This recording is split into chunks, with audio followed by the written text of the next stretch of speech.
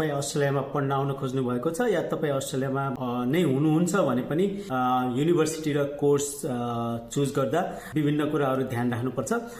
त्यसमध्ये 6 वटा मेन कुराहरू चाहिँ मैले यहाँ नोट गरेर लिएर आएको छु। पहिलो कुरा चाहिँ त्यो कोर्स क्रिकोसमा रजिस्टर्ड भएको छ कि नै भनेर हेर्नुपर्छ। यो लाइक धेरै मान्छेलाई यो एकदम माइनर कुरा लाग्छ, तर हामीले काम गर्दा चाहिँ कहिलेकाहीँ देख्छौँ कि त्यो उसले कोर्स पढेर भइसक्यो हुन्छ, त्यो रजिस्टरै भइसक्यो हुँदैन, त्यो चाहिँ कन्फर्म गर्नुपर्छ।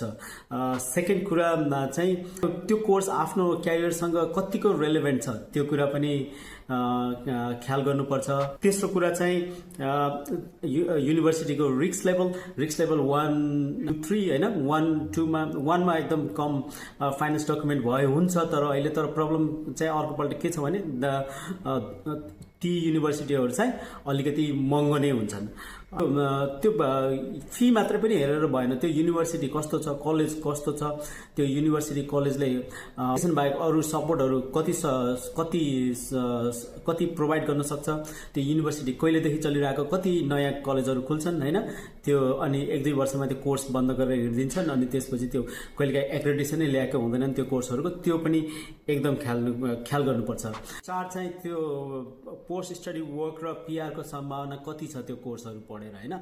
त्यो कोर्सहरू पढेर भ्याएपछि तपाईँहरूको त्यो एउटा पिआर पाथवे खुल्छ कि नै, त्यो स्किल्स त्यो लेभलको स्किल पाउनुहुन्छ कि नै, त्यो पनि एकदम ख्याल गर्नुपर्छ।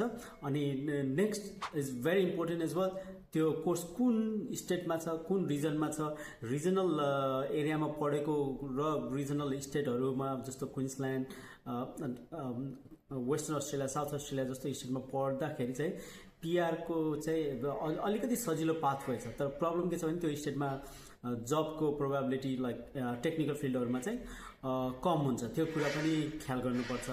मेन कुरा चाहिँ अरूहरूले जे गरेछन् त्यही गर्नुपर्छ भन्ने छैन, आफूले सोचेर अलिकति रिसर्च गरेर आफ्नो क्यारियरलाई फोकस गरेर र एउटा पिआर पाथवे पनि सुरुदेखि नै सोचेर